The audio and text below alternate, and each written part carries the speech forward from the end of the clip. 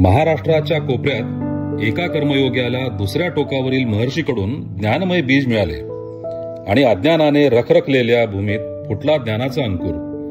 मग सुरू झाला सा विद्या या विमुक्तय म्हणत ज्ञान प्रसाराचा अविरत प्रवास. दशके लोटली, छोट्याशा अंकुराचा विशाल वटवृक्ष झाला.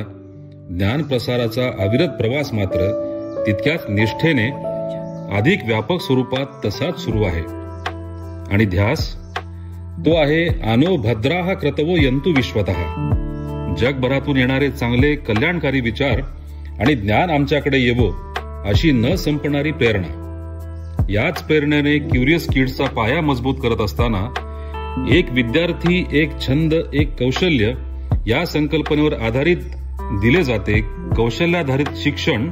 आणि त्याच्याच जोडीला सुरू आहे राष्ट्रप्रेम जागृत करणारे शिस्तपूर्ण सैनिकी प्रशिक्षण. दैनंदिन अभ्यासक्रमासोबतच शिकवले जाते कला, क्रीडा आणि तंत्रज्ञान. समजून सांगितले जाते रोजच्या जगण्यातले विज्ञान.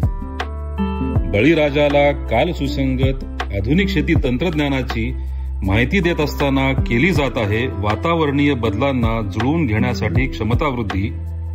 आणि जोडधंद्याचा मार्ग दाखवत असताना पटवून दिले जाते पर्यावरणीय समतोलाचे महत्व. ग्रामीण युवकांना कौशल्य शिकवलं जात आहे तंत्राचं, यंत्राचं आणि माहिती तंत्रज्ञानाचं. त्यातून निर्माण झाला आहे स्वयंरोजगार, मिळाला आहे अनेक तेजस्विनींना आधार आणि जागृत झाला आहे स्वाभिमानाने अर्थार्जनाचा निर्धार.